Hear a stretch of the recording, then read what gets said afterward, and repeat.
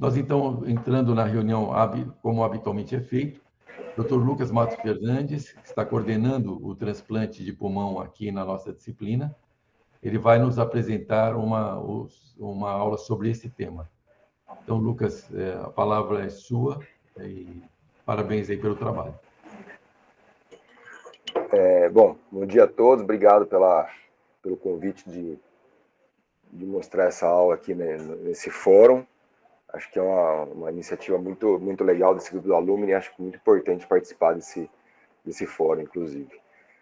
Bom, para quem me conhece, dos mais antigos, né, eu sou Lucas Matos Fernandes, eu estou no grupo aí desde 2010, no transplante pulmonar, entrei como residente, foi quando começaram a ter as residências de transplantes no Brasil, em 2010, foi quando eu entrei. E desde então eu estou no grupo e de médico assistente desde 2011, então aí dando uns 11 anos já como médico assistente aqui do INCOR.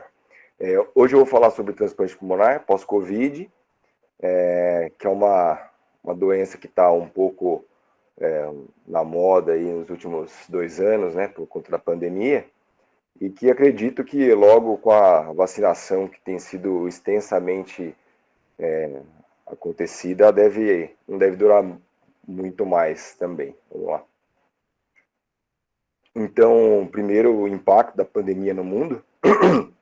Desculpa, eu tô meio resfriado, então desculpa a voz, hein.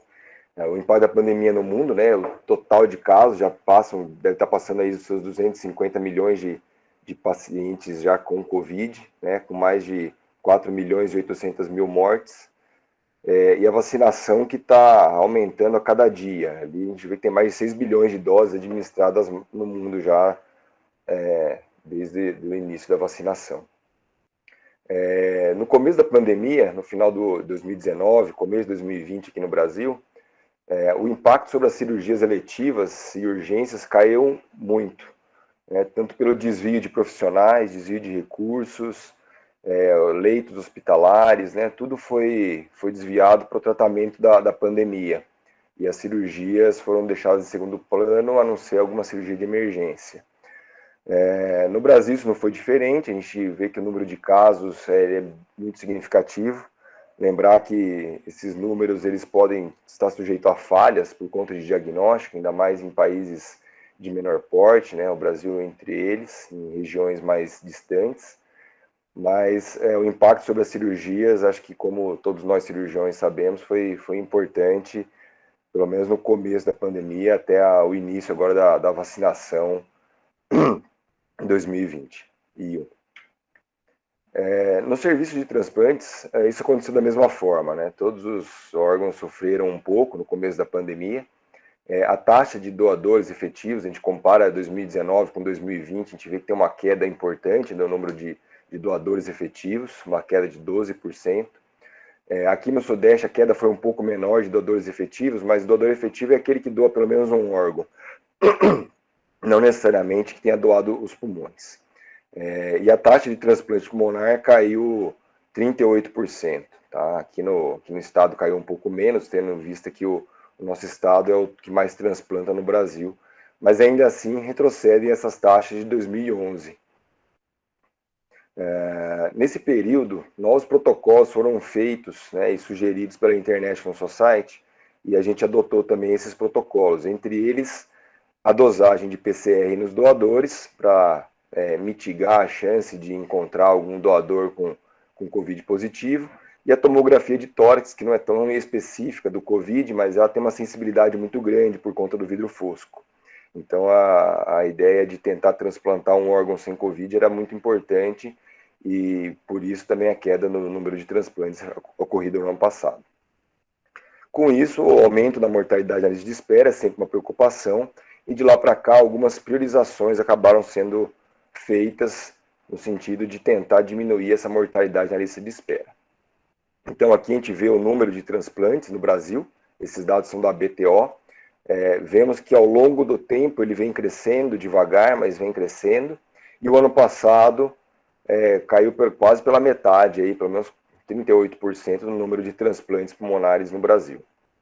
Esse ano a gente está começando a retomar de novo, o aumento deve ser lento e gradual de novo, Mas acredito que logo a gente deve retomar o que a gente estava fazendo antes.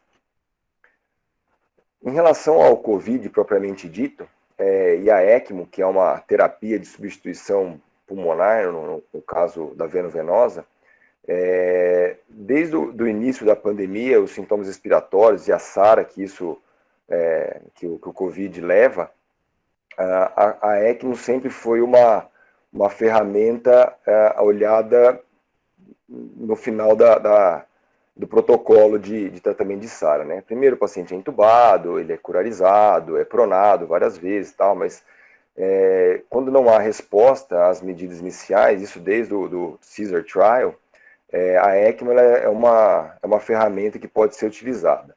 No começo da pandemia, a gente não sabia exatamente como que a doença ia se comportar, e algumas propostas foram feitas de seleção de pacientes que iam para a ECMO, uma vez que é um recurso um tanto limitado ainda. Apesar de, diferente do transplante, a gente precisa de um doador, a ECMO ser só um equipamento, mas durante o pico da pandemia, nos vemos várias vezes faltando membranas, faltando cânulas, faltando consoles de circulação, de rotaflow, né? Então, a gente ainda assim precisava tentar encontrar qual seria aquele paciente melhor para ser canulado, né? Então, no começo tinha uma ideia de um paciente com até 21 dias, mais ou menos, de doença. Depois esse tempo foi diminuindo, tendo em vista que quanto mais tardio a gente colocava a ECMO, menor era o retorno que esse paciente tinha de recuperação. Isso foi diminuindo para 14, hoje está em algo em torno de 10 dias. Ainda assim, tentar optar por pacientes mais jovens, tentar optar por pacientes sem comorbidades seria fundamental na tentativa de recuperação do paciente com COVID em insuficiência respiratória franca.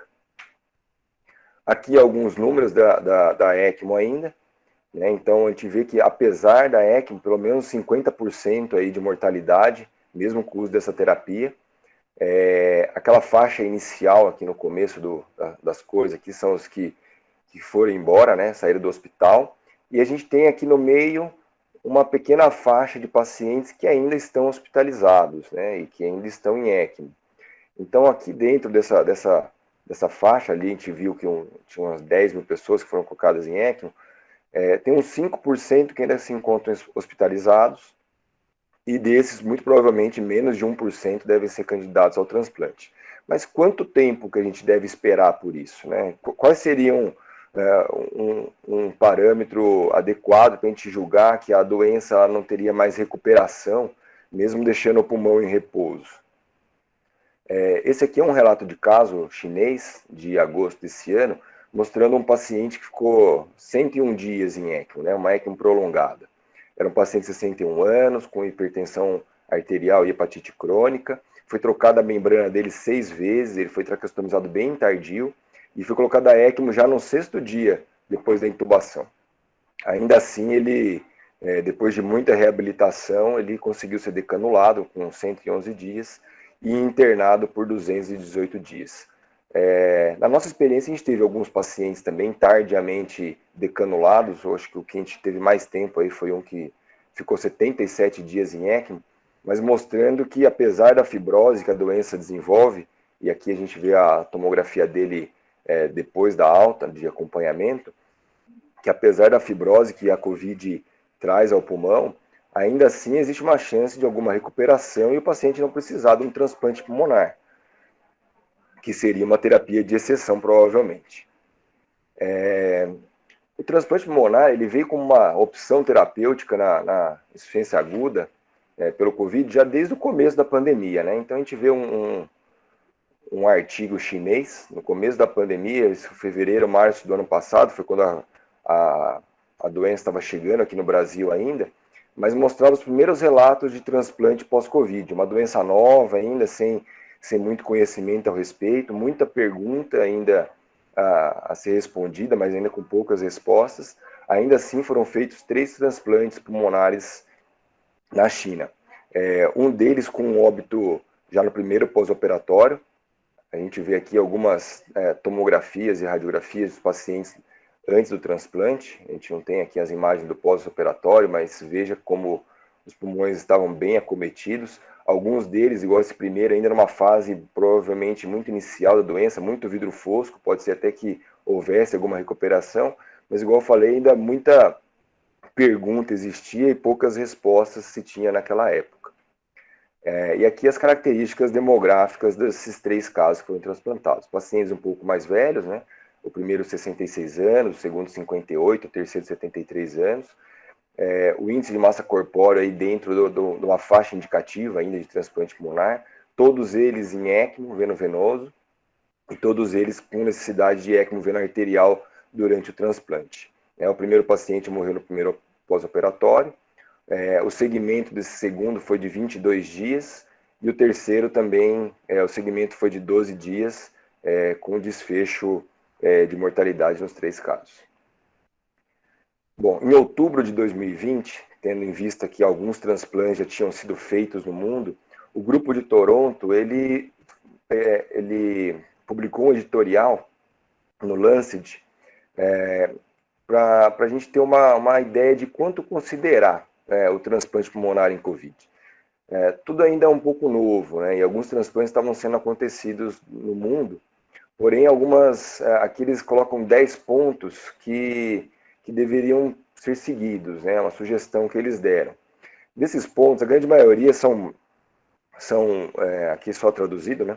Então aqui a grande maioria são critérios de transplantes convencionais, né? Então o paciente tem menos de 65 anos, ter só disfunção dos pulmões, sem evidência da doença, já depois de algum tempo para que haja uma recuperação do paciente com uma doença inflamatória infecciosa pulmonar.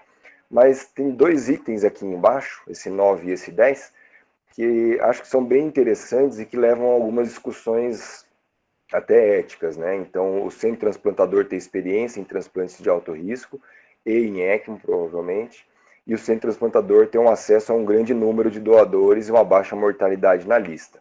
Tá? Então, isso vindo de um grupo que faz ao redor de 200 transplantes por ano.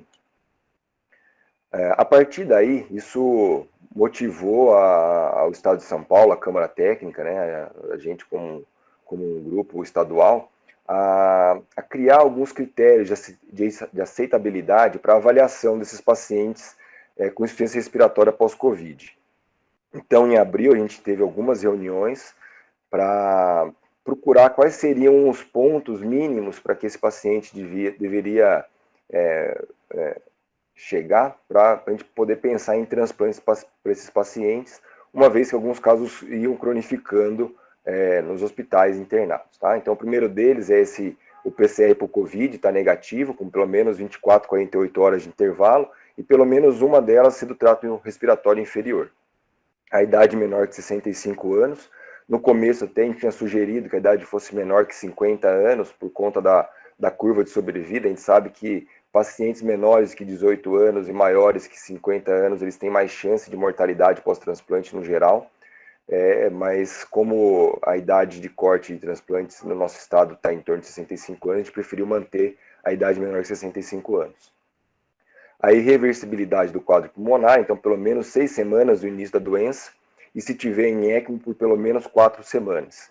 Um IMC prévio à internação entre 17 e 27, o que é critério para transplante pulmonar hoje.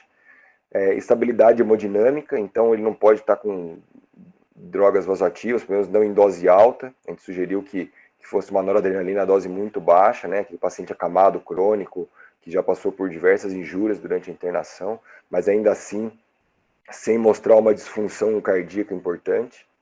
Ausência de infecção bacteriana e fúngica ativa. O paciente está acordado e capaz de compreender que vai ser avaliado para o transplante, então isso é fundamental. O transplante ele não é uma simples cirurgia, ele é uma mudança de um estilo de vida, ele é uma cirurgia grande, com pós-operatório por vezes arrastado.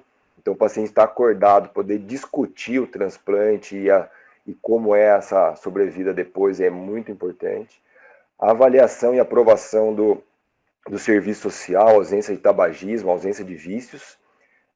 Alguma neuropatia de doente crítico a gente julgou que pudesse ser esperada, mas que ele pelo menos pudesse estar em recuperação, em fisioterapia, e para isso que a força fosse no mínimo grau 3.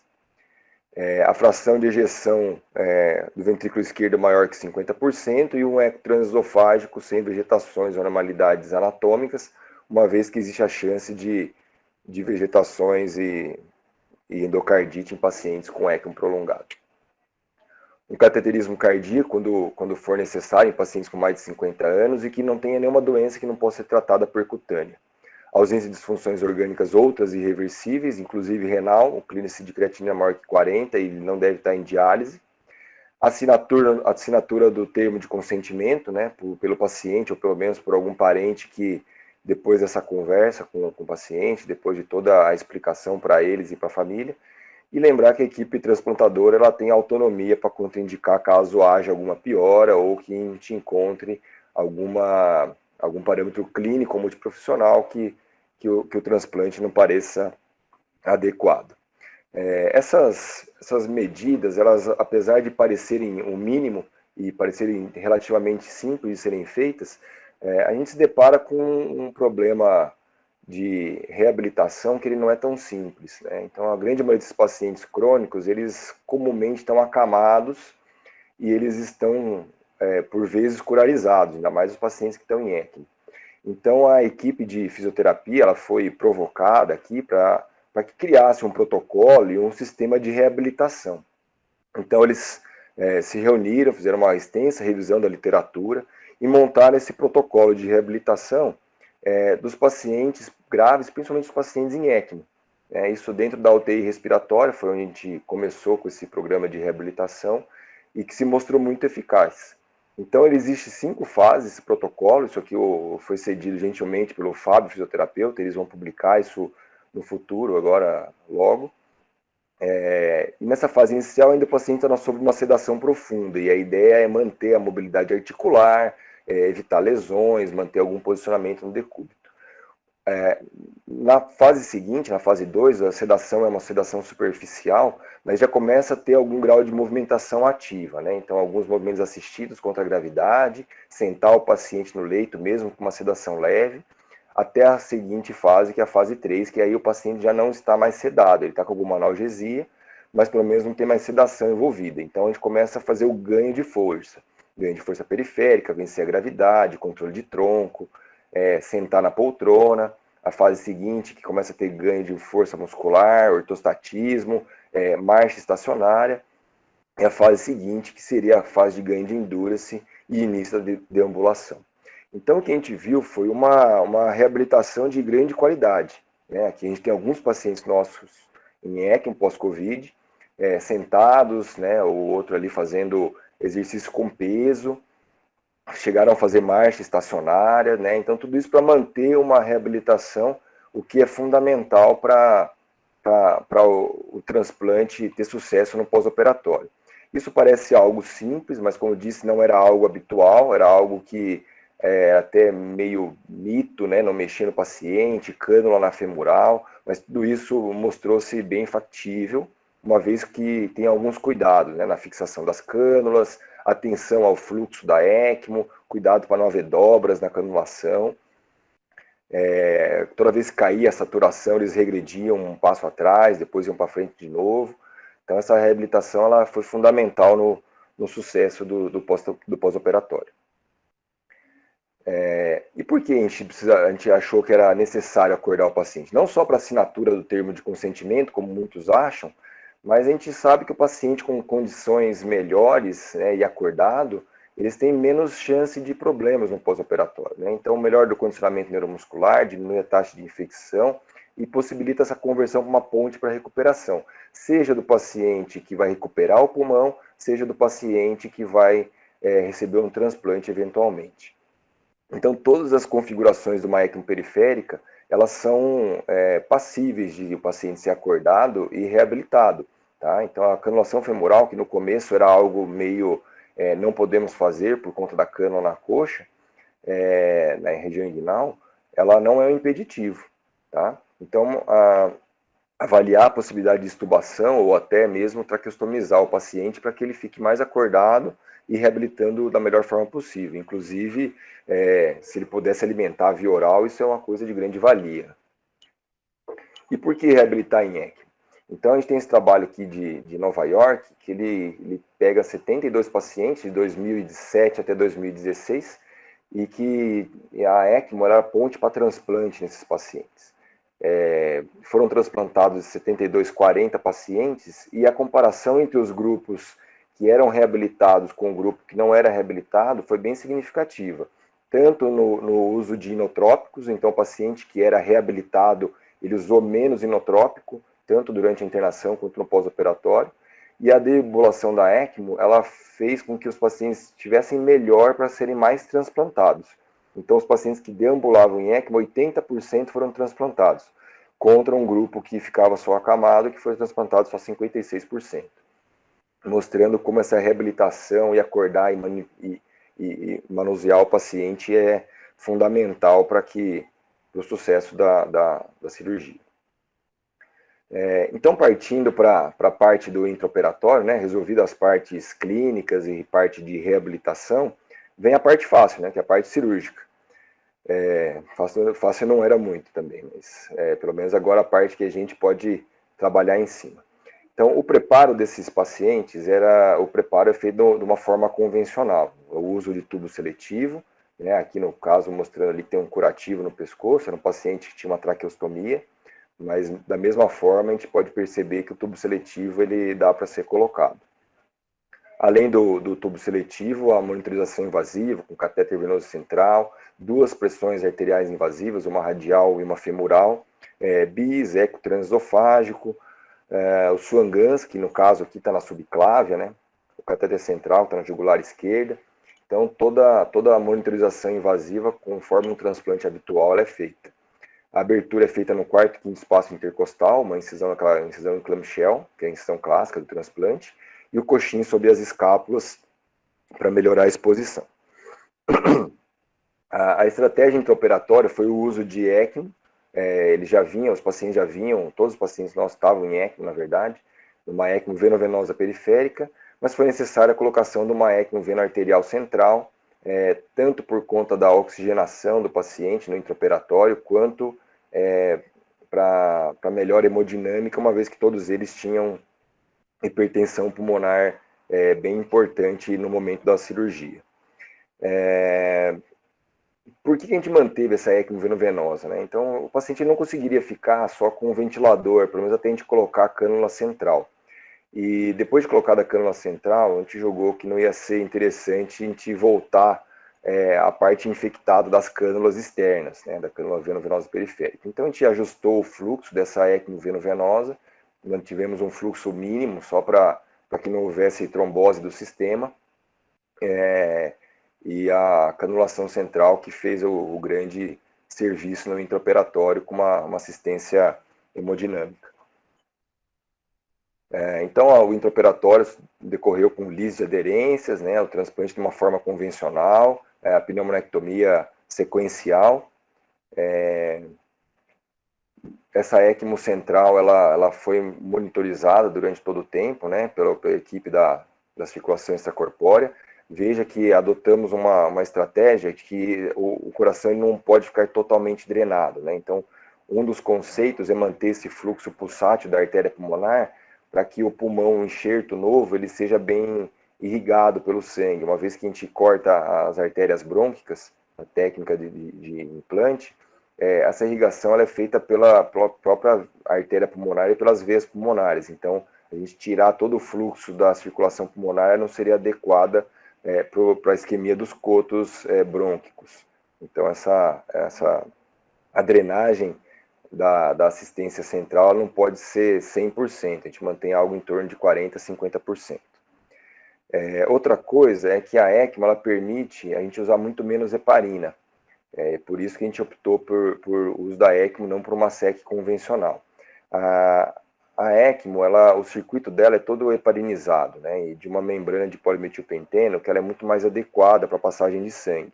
Então a gente conseguia, com 1 ml de heparina, um TCA abaixo, em torno de 180, 200 de TCA, promover uma anticoagulação bem adequada para esse sistema, evitando grande perda sanguínea, principalmente por conta das aderências que esses pacientes tinham, e assim tendo um resultado melhor, sem grande sangramento intraoperatório. Então aqui algumas peças do intraoperatório, né? A gente vê o grau de fibrose desses pulmões. Esse pulmão aqui é até do caso clínico que o Andres vai conversar a seguir. O paciente tinha um hematoma intrapleural e fez essa escavação no parênquima pulmonar. E aqui em comparação com o pulmão que ia ser implantado, né? Então o pulmão direito do receptor, o pulmão direito do doador, mesma coisa com o lado esquerdo. Ver o grau de fibrose desses pulmões, né? Algumas bolhas inclusive. E no final da cirurgia, a estratégia foi tirar a ECMO, né? Então o paciente que já vinha aí há 40, 50, 60 dias em ECMO, então a gente achou que era interessante a gente deixar o paciente sem, uma vez que diminuiria a chance de infecção nesse paciente. A função cardíaca era bem adequada, então isso permitiu a gente deixar o paciente sem ECMO central, sem a assistência hemodinâmica. No final da cirurgia foi removida a ECMO central, e uma vez fechado, visto que o enxerto era bem adequado, estava fazendo uma troca gasosa boa, a gente conseguiu tirar a ECMO vena-venosa também. E aí a importância do doador ser um doador ideal, com a menor chance possível de ter algum problema de reperfusão e disfunção do enxerto, pelo menos inicialmente. Aqui as peças formalizadas, né, que foi mandada para patologia. Aqui elas fatiadas, mostrando a hemorragia alveolar, o número de fibrose que teve de um paciente com Covid. E aqui o corte histopatológico, mostrando a trombose venosa, a proliferação da íntima, o dano alveolar, espessamento de septo, a membrana hialina, essas imagens gentilmente cedidas pela doutora Erin da patologia.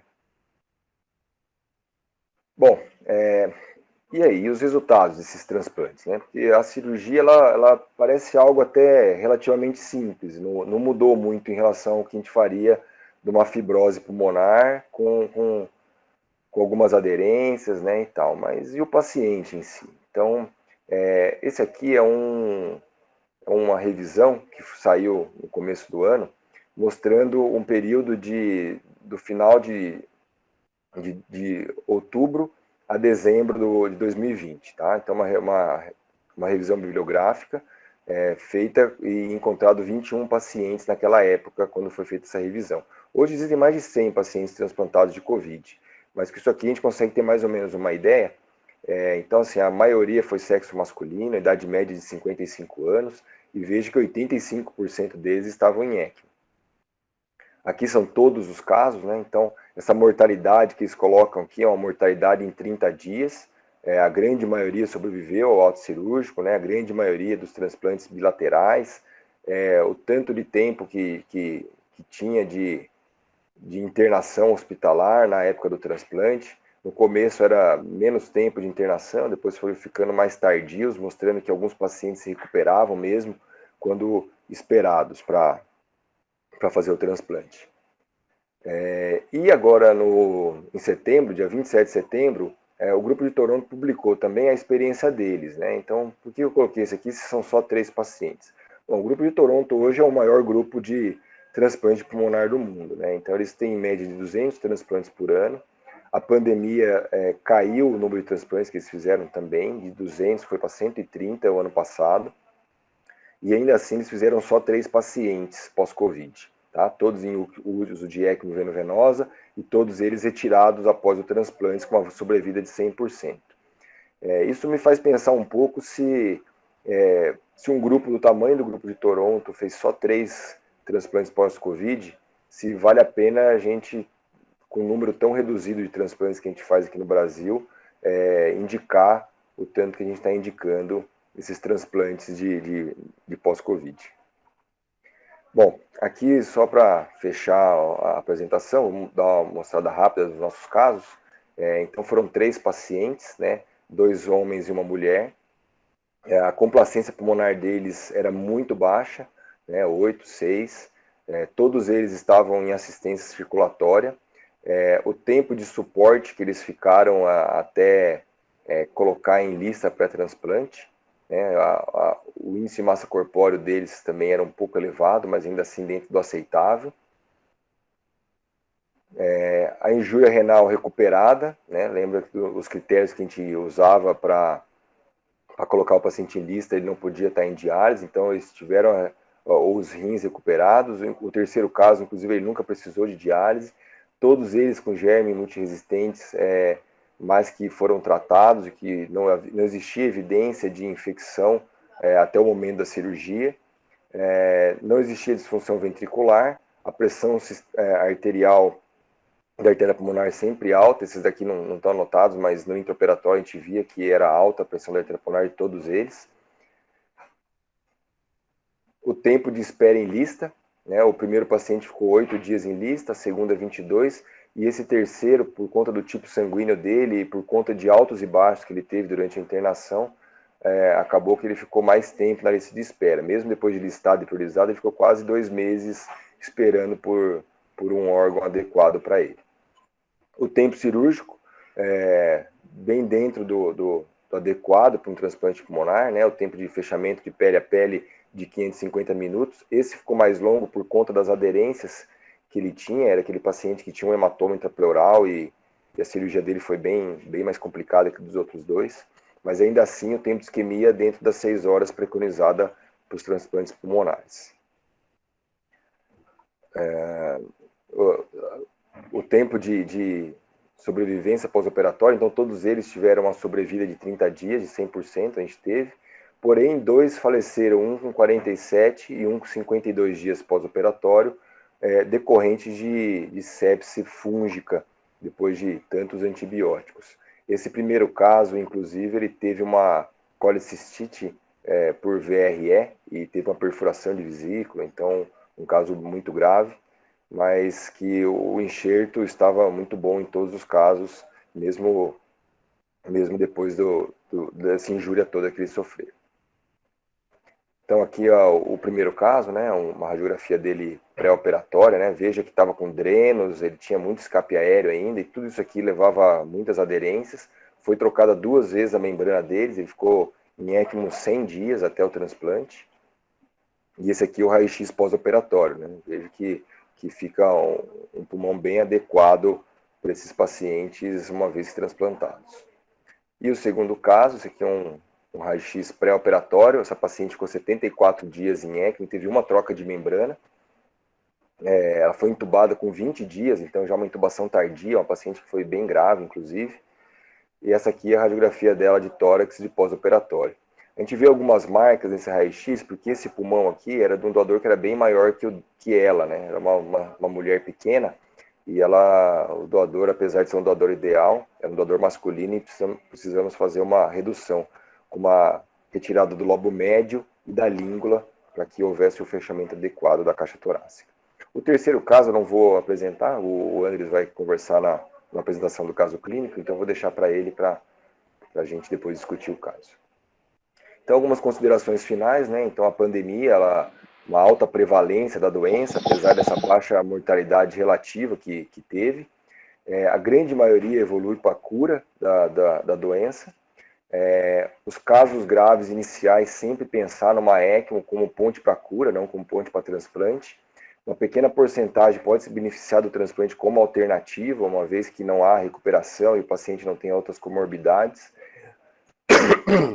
A seleção criteriosa dos candidatos, né, por conta da baixa oferta de órgãos e o potencial de sobrevida após, que a gente não tem essa resposta ainda, então a gente não tem uma literatura grande o suficiente a longo prazo, seja de Covid, seja pós-transplante de Covid, para a gente se embasar para continuar fazendo grandes números dessa doença, até porque acredito que logo ela deva parar de existir. E outras discussões dentro de fóruns da área são muito importantes para a troca de experiência e melhorar a sobrevida desses nossos pacientes. Muito obrigado, estou à disposição para alguma pergunta. Bom dia a todos, eu sou Andrés Padafora, sou R3 aqui da cirurgia torácica. Hoje eu vou apresentar um dos casos que foi feito o transplante no Covid. Um paciente de 31 anos, paciente que os sintomas dele iniciaram no 18 de março, ele iniciou com um quadro típico de gripe, tosse seca com pior à noite, coriza, cefaleia. Pelo que ele se apresentou no hospital de Sorocabana. Depois, no começo de abril, ele foi transferido para o o HC, ele ficou no 11º na UTI, e o dia 9, ele apresentou uma insuficiência respiratória, pelo que foi submetido a uma intubação orotraqueal. O dia 13, ele apresentou uma piora importante, pelo que foi indicado o ECMO, foi feito o ECMO bem no começo da tarde, e à noite ele foi transferido para a UTI respiratória do INCOR. De comorbilidade, ele tinha um asma, que parece que foi diagnosticado de infância, que parece que estava bem controlado. A última crise que ele tinha, o relato foi há 3 anos. Tinha um transtorno da ansiedade, um síndrome de pânico, que não era muito bem estabelecido, não era muito bem esclarecido pelo paciente. E ele tinha esse antecedente de ser extravagista por uma carga de um maço ano. Aqui dá para ver o raio-x dele quando ele ingressou no Instituto Central, que dá para ver um raio-x já com comprometimento meio que importante. Aqui o raio-x depois da colocação da ECMO. E essa aqui é a tomografia que eu vou mostrar para o senhor. Essa é a tomografia que ele fez depois, quando ele veio para aqui para o INCOR. Dá para ver onde tem uma extensa área de consolidação do lado direito, com muito vidro fosco também, com um comprometimento importante, tinha um derrame pleural bilateral mínimo, os nódulos pulmonares, tudo bem característico da doença por Covid. De importante que ele teve esse histórico de internação até ele conseguir transplantar. Ele fez múltiplas infecções, como o Dr. Lucas falava, fez uma pneumonia associada a ventilador, onde cresceu pseudomonas, que era resistente a carbapenémicos. Ele evoluiu com pneumomediastino, que depois que ele colocou ECMO melhorou. Ele evoluiu também com hidropneumotórax, que precisou ser drenado. E depois disso ele evoluiu com um hemotórax retido. Esse hemotórax retido precisou ser submetido à videotoracoscopia, onde foi feita hemostasia. Durante esse tempo foi feita a traqueostomia, que foi bem importante para a recuperação dele. Teve uma plaquetopenia que foi bem investigada pelo pessoal de hematologia, mas eles não encontraram uma causa. E durante esse tempo, dia 2 de julho, ele foi listado para TX.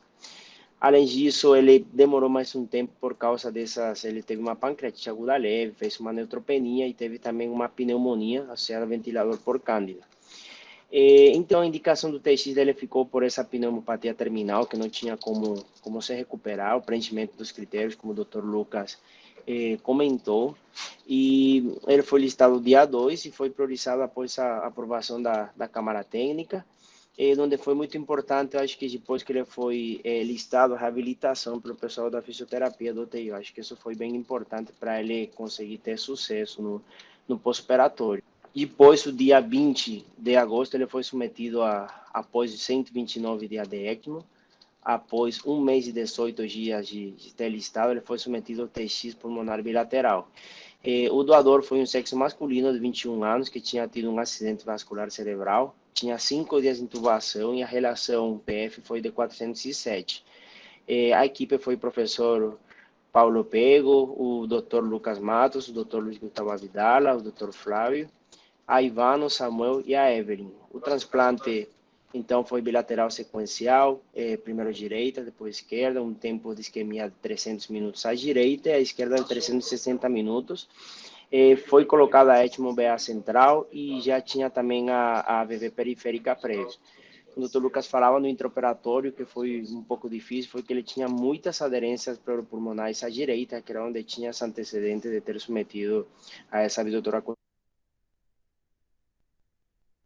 Além disso, no intraoperatório, como vou mostrar agora um vídeo, dá para ver essa cavitação importante que ele tinha, onde tinha o hematoma, pelo que foi submetido a essa cirurgia. Que tem mais fotografias do intraoperatório. Tem esse vídeo aqui onde dá para ver muito bem o comprometimento do pulmão importante que o paciente nesse momento tinha, onde tem essa cavitação importante, a destruição total do parênquima pulmonar.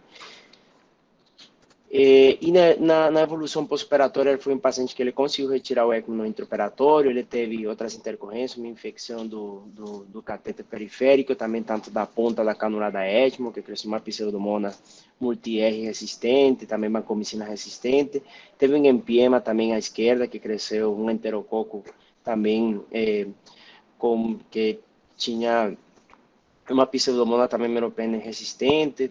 Ele evoluiu com um esquema de antibiótico prolongado, teve uma FA que não teve nenhuma repercussão clínica, e uma insuficiência renal aguda que não precisou de diálise. Ele continua a sua recuperação normal.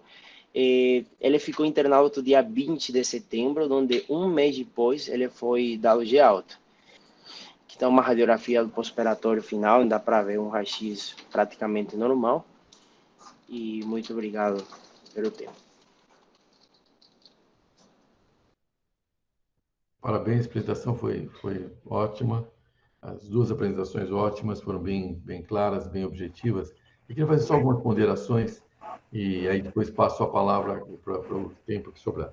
Primeiro, acho que assim, a pandemia trouxe algumas quebras de paradigma, né, em várias coisas.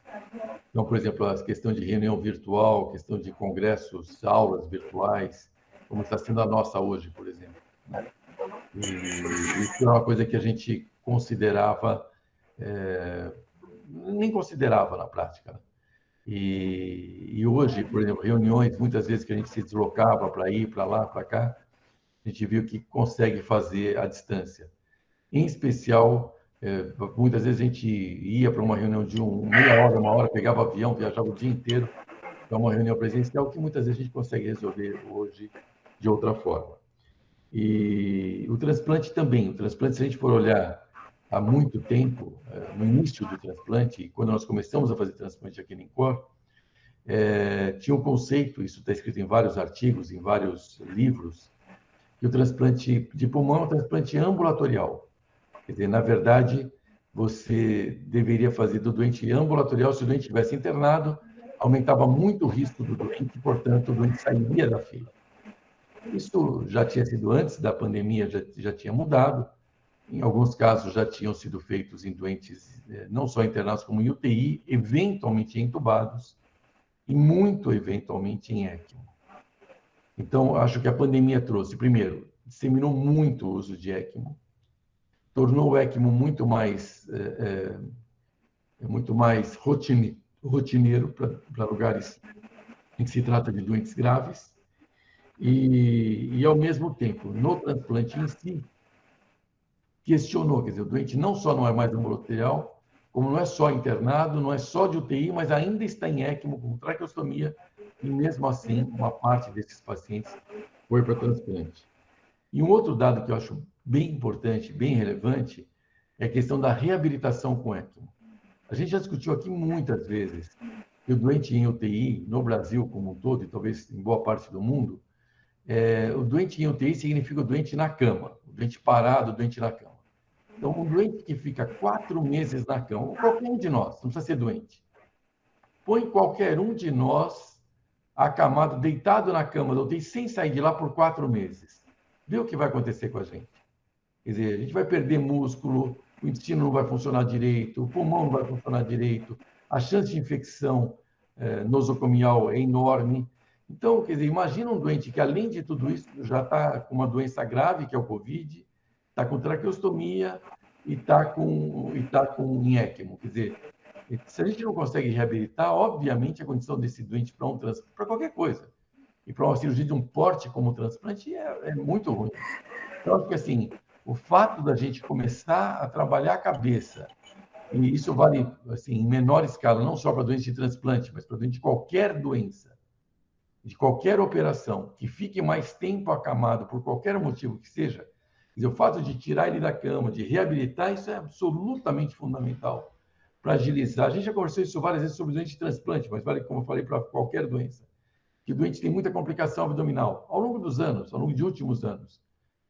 Um dos fatores, com certeza, é essa questão de não reabilitação, de ficar acamado. Então, acho que isso é uma quebra de paradigma bem importante. Está aberta a palavra, senhores, para quem quiser se manifestar. Paulo Cardoso. Bom dia a todos, parabéns ao Lucas e ao Andres, excelentes apresentações. Lucas, eu vou querer uma cópia dessa aí, vou precisar. Obrigado. Eu queria saber o tempo de duração da membrana, sobretudo nesses pacientes de longa permanência, né? Se existe já um padrão definido quanto ao tempo de duração da membrana e quantas vezes vocês tiveram que substituir, por exemplo, um paciente que ficou 100 dias, né, em ECMO?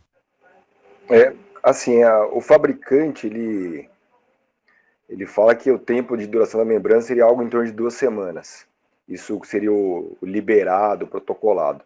Mas a gente sabe que essas membranas da Maquet que a gente tem aqui no hospital, elas duram muito mais. Normalmente mais de 30 dias, pelo menos uns 45 dias cada uma. A gente não troca a membrana só porque deu tempo da membrana. A gente usa parâmetro gasométrico, então a gente faz as gasometrias diárias, vê a saturação do paciente e tal, e a gente tenta levar ela um pouco ao limite, uma vez que não é uma terapia barata, apesar de estar disponível hoje aqui no hospital, ela não sei até quanto vai ficar, inclusive, a gente sabe que é uma terapia cara e que, igual eu falei, durante a pandemia, por muitas vezes a gente não tinha disponível, seja membrana, seja cânula, seja Rotaflow ou qualquer um dos componentes aí do sistema da ECMO. Esse paciente aí que ficou mais tempo, o Henrique, a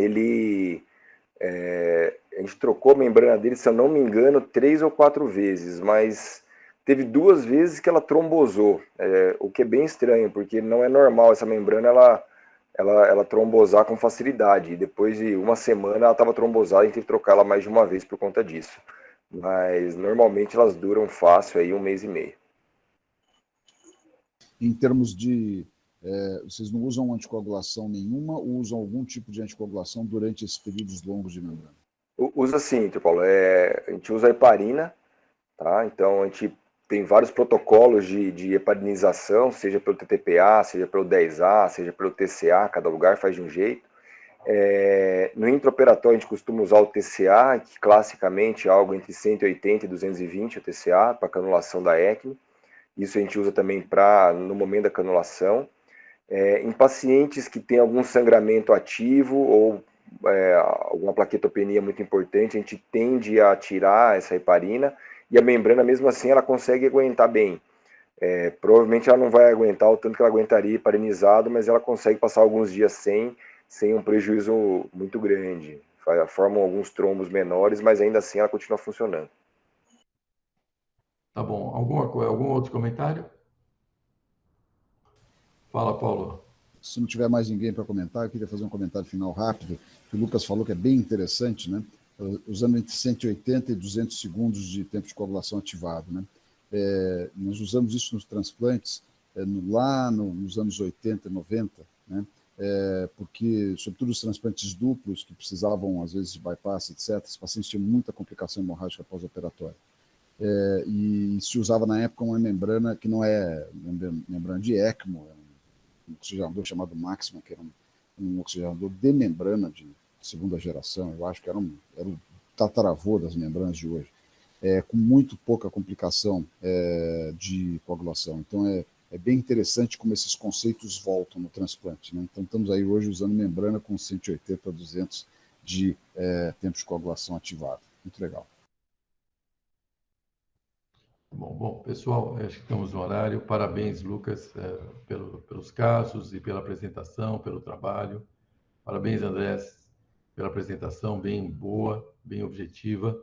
E convido a todos para a próxima reunião da Lume, que vai ser na primeira quarta-feira de novembro, né?